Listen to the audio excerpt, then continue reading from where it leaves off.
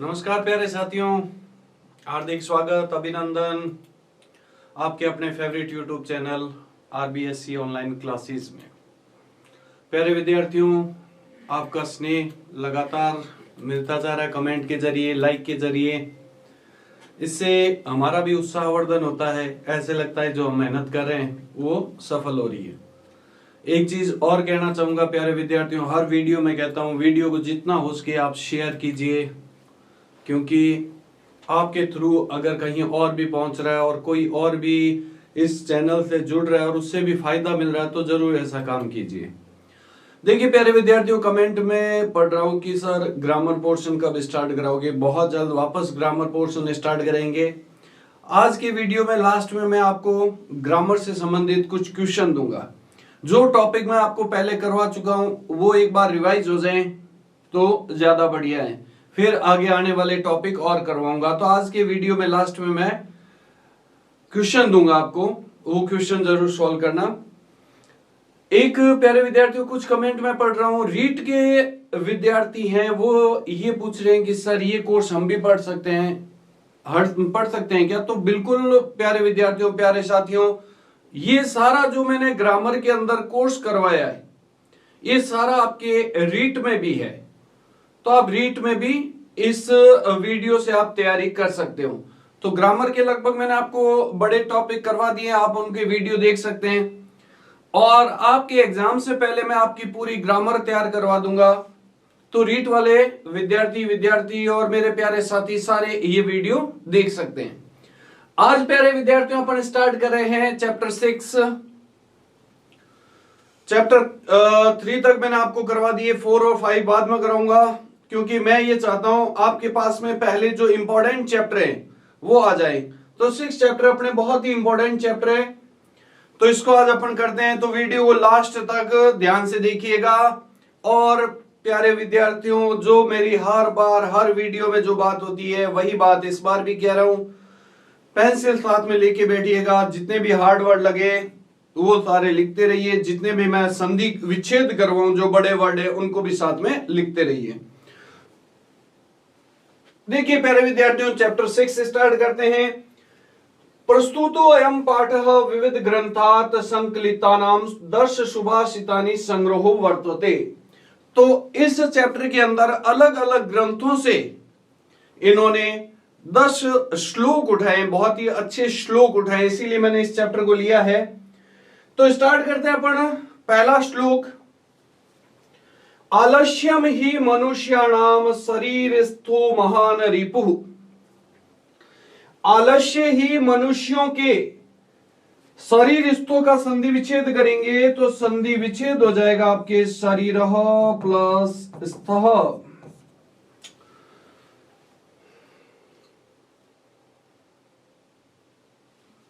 शरीरः plus अस्थः। आलस्य ही मनुष्याणाम मतलब मनुष्यों के शरीर में, स्थः मतलब रहने वाला, महान मतलब सबसे बड़ा, रिपु रिपु मतलब शत्रु है। आलस्य ही मनुष्यों के शरीर में रहने वाला उसका सबसे बड़ा शत्रु है, क्योंकि अगर शरीर के अंदर आलस्य भरा हुआ है तो अपन कोई भी काम अपन कर ही नहीं पाएंगे। तो यही मनुष्य का विनाश की ओर ले जाने वाला सबसे बड़ा शत्रु है। तो आपको आलस्य बिल्कुल नहीं करना है, हमें आलस्य बिल्कुल नहीं करना है, क्योंकि टारगेट बहुत बड़ा है और उस बड़े टारगेट के लिए आलस्य को अपने से बहुत दूर रखना है। तो आलस्य ही मनुष्यों के शरीर में रहने वाला सबसे बड़ा शत्रु है। इस वर्ड का अपन संधि विच्छेद करें तो संधि विच्छेद हो जाएगा न प्लस अस्ति प्लस उद्यम समः। उद्यम मतलब परिश्रम के, समः में समान, परिश्रम के समान कोई भी बंधु नहीं है। परिश्रम के समान मनुष्य का कोई भी बंधु नहीं है। और यम न अवसिद्धति, जो हमें अवसिद्धति मतलब थकने नहीं देता। उद्यम यानी कि परिश्रम के समान मनुष्य का कोई भी बंधु नहीं है, जिसे करके यम जैसे कृत्वा मतलब करके, न अवसिद्धति मतलब व्यक्ति थकता नहीं है। परिश्रम के समान कोई भी बंधु नहीं है जिसे करके व्यक्ति थकता नहीं है। पहला श्लोक ये कह रहा है कि आलस्य ही मनुष्यों के शरीर में रहने वाला सबसे बड़ा शत्रु है और परिश्रम के समान कोई भी बंधु नहीं है जिसे करके व्यक्ति कभी भी अवसिद्धति मतलब थकता नमिस नहीं है। सेकंड श्लोक पे आ जाइए प्यारे विद्यार्थियों।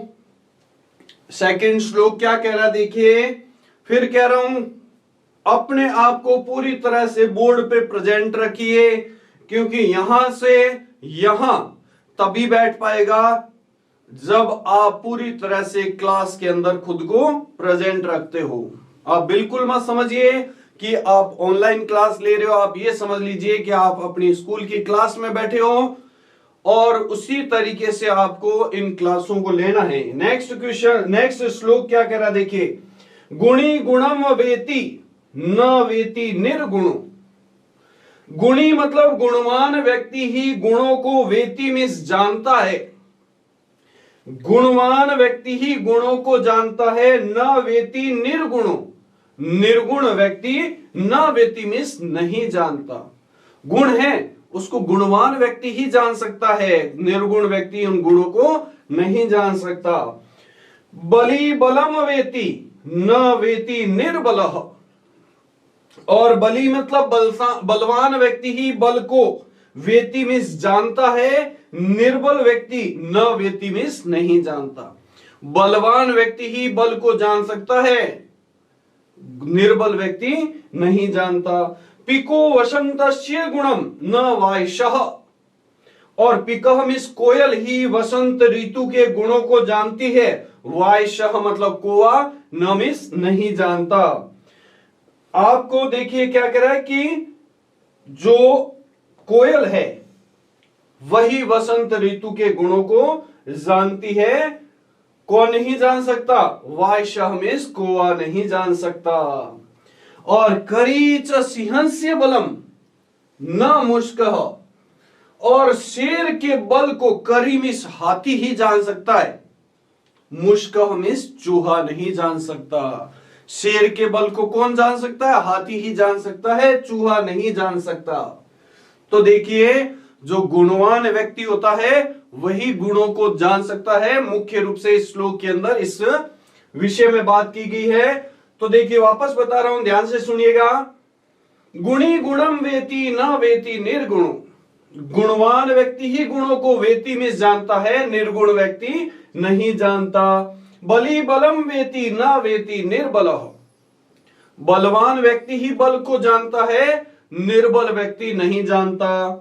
और पिको वसंतस्य गुणम। और कोयल ही वसंत ऋतु के गुण को जानती है, वायशः मिस कोआ नहीं जान सकता। कोआ उस वसंत ऋतु के गुणों को नहीं जान सकता।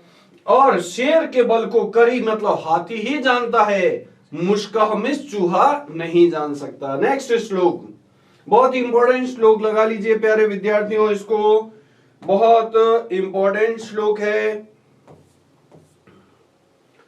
निमित्त उद्देश्यम ही यह प्रकुप्यति। निमित्त उद्देश्य, उद्देश्य मतलब होता है कारण। किसी कारण से क्रोधित होने वाला, निमित्त उद्देश्यम ही प्रकुप्यति, किसी कारण से, यह मतलब जो प्रकुप्यति मतलब क्रोधित होता है। दूर्वम स तस्य अपगमे प्रसीदति। तस्यापगमे का संधि विच्छेद हो जाएगा प्यारे विद्यार्थियों, तस्य प्लस अपगमे। तस्य मतलब उसके, अपगमे मतलब दूर हो जाने पर। दूर्वम मीन्स निश्चित ही, सह मीन्स वह, प्रसीदति मतलब प्रसन्न हो जाता है। जो व्यक्ति किसी कारण से, प्रकुप्यति मीन्स क्रोधित होता है, निश्चित ही, दूरो मीन्स निश्चित ही, तस्य मतलब उसके, अपगमे मतलब दूर हो जाने पर, वह प्रसीदति मतलब प्रसन्न हो जाता है। जो व्यक्ति किसी कारण से क्रोधित होगा, किसी कारण से, किसी वजह से उसको क्रोध आएगा, जैसे ही वो वजह खत्म हुई उसका क्रोध भी क्या हो जाता है, खत्म हो जाता है। परंतु ये कह रहा अकारण द्वेषी मनस्तु यस्य वे कथम जनस्तम परितोष्यति। लेकिन जो अकारण यानी कि बिना कारण के ही जो मनुष्य क्रोधित होता है उससे दूसरे जन्म मतलब मनुष्य कथम मतलब कैसे परितोष्यति मतलब संतुष्ट कर सकते हैं। जो बिना कारण के ही द्वेषी मतलब क्रोधित होता है उस मनुष्य को दूसरे कैसे कथम मतलब कैसे परितोष्यति मतलब संतुष्ट कर सकते हैं। जो बिना कारण के क्रोधित हो जाता है उससे कोई भी दूसरा व्यक्ति संतुष्ट नहीं कर सकता, क्योंकि कारण है ही नहीं। अगर कोई व्यक्ति किसी कारण से क्रोधित होता है तो सामने वाला उस कारण को हटा दे तो उसका क्रोध भी खत्म हो जाएगा। परंतु जो बिना कारण के ही क्रोधित हो जाता है उसे कोई भी संतुष्ट नहीं कर सकता। नेक्स्ट श्लोक,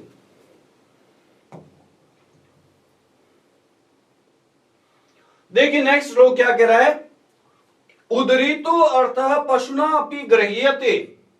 उदरित मतलब कही हुई बात को, उदरित मीन्स होता है आपके कही हुई बात को, बात के अर्थ को, कही हुई बात के अर्थ को पशुना अपि मतलब पशुओं के द्वारा भी गृह्यते मतलब ग्रहण किया जाता है। अगर अपन पशु के सामने भी किसी चीज का इशारा कर दे, संकेत कर दे, तो वो भी उस संकेत को, इशारे को समझ जाता है। हयाश्च नगाश्च वहन्ति बोधा।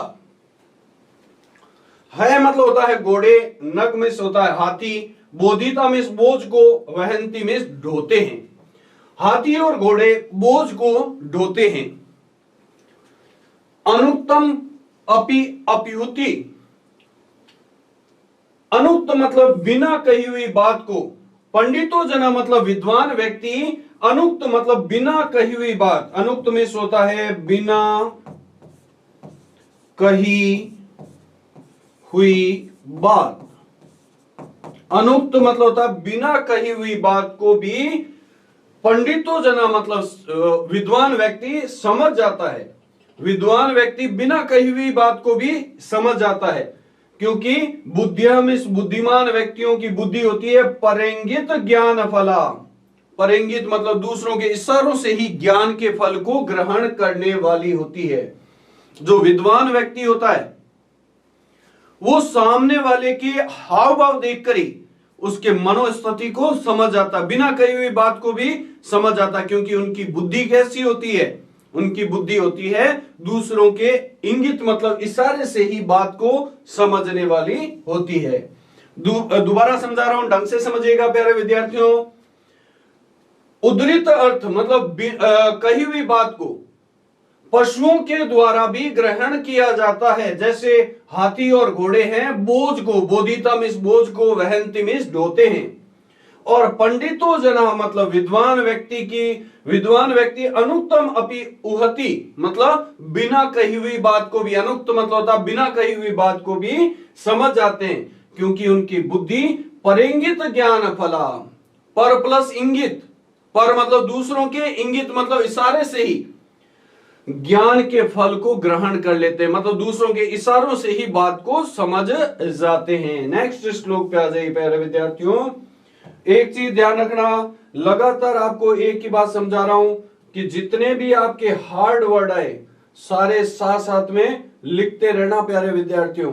पेंसिल आपको साथ में रखनी है, क्योंकि जब तक आप कॉपी के अंदर हिंदी अनुवाद करोगे नहीं तब तक वीडियो देखने का कोई मीनिंग नहीं रहता।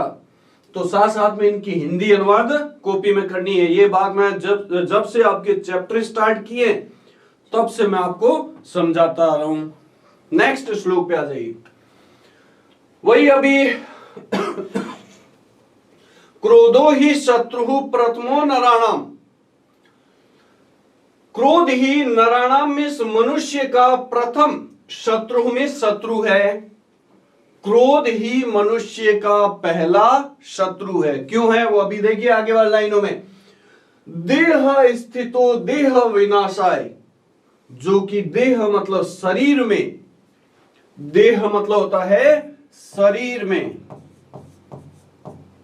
स्थित रहते हुए ही देह मतलब शरीर का क्या कर देता है, विनाश कर देता है। क्रोध ही मनुष्य का सबसे पहला शत्रु है, जो देह मतलब शरीर में स्थित रहते हुए ही देह मतलब शरीर का क्या कर देता है, विनाश कर देता है। अगर कोई क्रोधी व्यक्ति है, वो क्रोधी व्यक्ति कभी भी खुश नहीं रह सकता, वो अंदर ही अंदर चिंताओं में डूबा रहता है, क्रोधित होता रहता है, तो उस अपने शरीर का ही क्या कर देता है, धीरे धीरे उस क्रोध के कारण उसका शरीर विनष्ट हो जाता है। यथा स्थितः काष्ठगतो ही वनी, जैसे काष्ठ मतलब होता है लकड़ी में, काष्ठ मतलब लकड़ी में रहने वाली, वन ही मतलब आग ही उसके शरीर को दहते मतलब जला देती है। जैसे लकड़ी में रहने वाली आग ही उसके शरीर को दहते मतलब जला देती है। जिस प्रकार एक लकड़ी के अंदर रहने वाली आग ही अंत में उसको क्या कर देती है, जला देती है, उसी तरह से जो मनुष्य क्रोधी स्वभाव का है, वो क्रोधी स्वभाव वाला मनुष्य अपने ही शरीर को धीरे धीरे क्या कर देता है, विनष्ट कर देता है। क्रोध ही मनुष्य का सबसे पहला शत्रु है, जो देह मतलब शरीर में स्थित रहते हुए ही शरीर का विनाश कर देता है। जिस प्रकार काष्ठ मतलब लकड़ी में रहने वाली वन ही मतलब आगी उसके शरीर को दहते मतलब जला देती है। ध्यान से अपने आप को पूरी तरह से बोर्ड के ऊपर प्रेजेंट रखिएगा प्यारे विद्यार्थियों, तभी आप चैप्टर समझ पाओगे, क्योंकि चैप्टर पोर्शन भी बहुत बड़ा है। हिंदी अनुवाद अगर आप समझ लेते हो तो आप ये समझ लीजिए आपका चैप्टर पूरी तरह से तैयार हो जाता है। मृगः मृगे संगम अनुरजंती, अब जो व्यक्ति का स्वभाव होता है, जो जैसा व्यक्ति होता है, वो अपने जैसे लोगों के साथ ही रहना पसंद करता है। इस श्लोक के अंदर इसके बारे में बात की गई है। मृगः मृगै संगम अनुवर्जन्ति, मृगः मतलब होता है हिरण, मृगई मतलब हिरणों के संगम मतलब साथ में, अनुवर्जंती में रहता है, हिरण हिरणों के साथ रहता है। गावश्च गोभी, और गायें, गावह मतलब होता है गायें, गोभी ही मतलब गायों के साथ में। तुरंग, तुरंग मतलब होता है घोड़े, घोड़ा, घोड़ों के साथ में। मूर्खाश्च मूर्खे, मूर्ख व्यक्ति मूर्खों के साथ में। और शुद्धिह मतलब सज्जन व्यक्ति, शुद्धिह मतलब होता है सज्जन व्यक्ति, शुद्धि भी मतलब सज्जनों के संगम मतलब साथ में, अनुवर्जंती मतलब रहते हैं। जो व्यक्ति जैसे स्वभाव का होगा वो साथ वाले ऐसे ही रखेगा, ऐसे ही लोगों के वो साथ रहेगा। समानशील वैष्णेषु सख्यम, समानशील मतलब आचरण यानी कि व्यवहार वाले, और वैसन मतलब आदतों वाले। शील मतलब होता है आचरण या व्यवहार, और वैसन मतलब होता है आदतें। समान शील मतलब आचरण या व्यवहार वाले, और वैष्णव मतलब आदतों वाले व्यक्ति में ही सख्यम मित्रता हो सकती है। समान, जिसका आचरण और व्यवहार एक जैसा होगा, जिसकी आदतें एक जैसी होगी, उन्हीं लोगों में आपस में मित्रता हो सकती है। हिरण हिरणों के साथ, गाय गायों के साथ, तुरंग मतलब घोड़ा घोड़ों के साथ, मूर्ख व्यक्ति मूर्खों के साथ, सज्जन व्यक्ति सज्जनों के साथ में, संगम मतलब साथ में, अनुवर्जंती में रहते हैं। क्योंकि समानशील मतलब आचरण और वैष्णेषु मतलब आदतों वाले व्यक्ति में ही सख्यम मित्रता हो सकती है। ठीक है प्यारे विद्यार्थियों, नेक्स्ट श्लोक पे आ जाइए, ध्यान से समझते रहिए।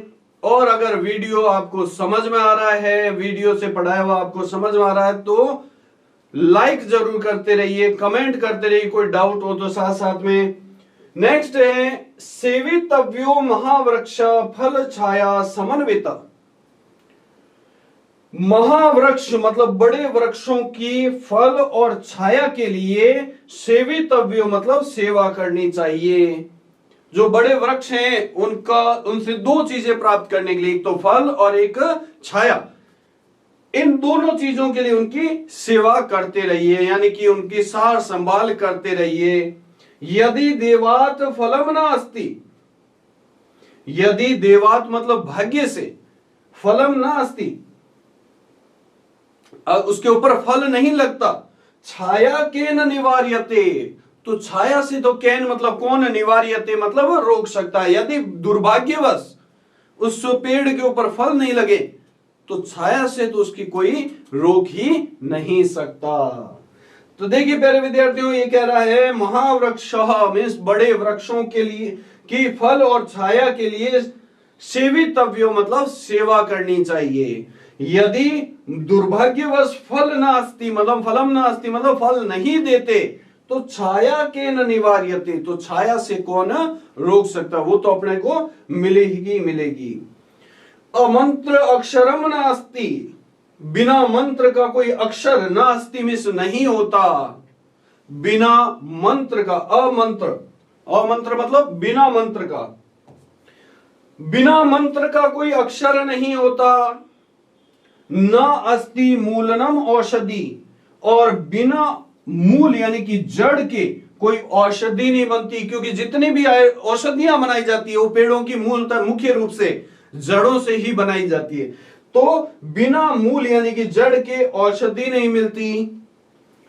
अयोग्य पुरुषः न अस्ति, और कोई भी पुरुष अयोग्य नहीं होता, हर व्यक्ति में अपना अपना कुछ ना कुछ गुण होता है, कोई भी पुरुष अयोग्य नहीं होता। योजकः तत्र दुर्लभ, और तत्र मतलब वहां पर ऐसा मिलना, दुर्लभ मतलब कठिन है, ऐसा व्यक्ति जिसका कोई गुण नहीं हो ऐसा व्यक्ति मिलना ही कठिन है। बिना मंत्र का कोई अक्षर नहीं होता, बिना मूल के कोई औषधि नहीं होती, मूल मतलब होता जड़, कोई भी पुरुष अयोग्य नहीं होता और ऐसा मिलना दुर्लभ मतलब कठिन है। नेक्स्ट श्लोक पे आ जाइए प्यारे विद्यार्थियों।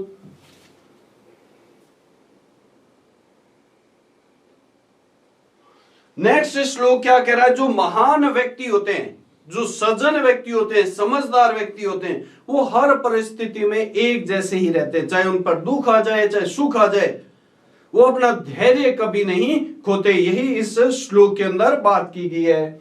संपतौ च विपतौ च महताम एक रूपता,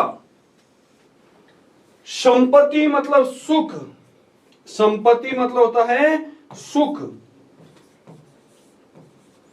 और विपत्ति मतलब होता है दुख। महताम में होता है महान व्यक्ति, महताम में होता है महान व्यक्ति, महान व्यक्ति संपत्ति मतलब सुख और विपत्ति मतलब दुख, दोनों में ही उनकी एक रूपता रहती है, मतलब एक समानता रहती है। महान व्यक्तियों की सुख और दुख दोनों में ही एक रूपता रहती है, मतलब दोनों में ही वो एक समान ही रहते हैं। जैसे एक उदाहरण दिया है कि सविता, सविता मीन्स होता है सूर्य, सूर्य उदय होते समय भी रक्तों में लाल रंग का होता है, और रक्ता अस्तमय च, और अस्त होते समय भी कैसा होता है, रक्त मतलब लाल ही होता है। जैसे सविता में सूर्य है, उदय होते हुए भी लाल होता है और अस्त होते हुए भी लाल होता है, उसी तरीके से महान व्यक्ति होते हैं, वो संपत्ति मतलब सुख और विपत्ति मतलब दुख, दोनों में एक समान रहते हैं। विचित्रे खलु संसारे न अस्ति किंचिद निरर्थकम, अभी अपन एक श्लोक पढ़ा था ना कि संसार में कोई भी चीज अयोग्य नहीं है, उसी से मिलता जुलता ये श्लोक है कि इस विचित्र संसारे मतलब संसार में, खलु मतलब निश्चित ही, इस विचित्र संसार में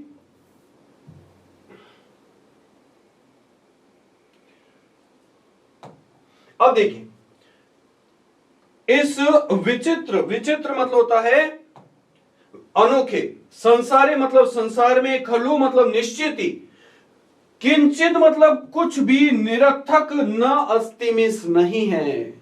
इस विचित्र संसार में कुछ भी निरर्थक नहीं है, निरर्थक मतलब जिसका कोई अर्थ नहीं है, मतलब संसार में एक भी वस्तु, एक भी मनुष्य ऐसा नहीं है जिसका कोई अर्थ नहीं है, हर व्यक्ति की अपनी अपनी जगह महत्ता है। जैसे ये कह रहा है अश्वस्य चेत धावने वीरे, जैसे अश्व है, वो अश्व मतलब घोड़ा, धावने मतलब दौड़ने में वीर होता है। जैसे घोड़ा दौड़ने में वीर होता है, वैसे ही खरा मिस होता है गधा, भारस्य वहने मतलब भार ढोने में श्रेष्ठ होता है। हर जगह अपनी अपनी अलग महत्ता है। जिस प्रकार घोड़ा दौड़ने में वीर होता है, दौड़ने में तेज होता है, वैसे ही गधा है वो भार ढोने में वीर होता है। तो इस विचित्र संसार में किंचित मतलब कुछ भी निरर्थक नहीं है। जैसे अश्व यानी कि घोड़ा दौड़ने में वीर होता है और गधा भार ढोने में वीर होता है। तो प्यारे विद्यार्थियों, उम्मीद करता हूं आपको पूरा चैप्टर अच्छे से समझ में आया होगा। कोई भी डाउट हो कमेंट में जरूर पूछिए। लगातार वीडियो को लाइक शेयर जरूर करते रहिए और डाउट को क्लियर करके ही आगे बढ़ना है। आपके सारे डाउट मैं कमेंट बॉक्स में पढ़ता हूं, तो आप जो भी आपको कुछ समझ में नहीं है आप कमेंट में पूछते रहिए। बहुत बहुत धन्यवाद।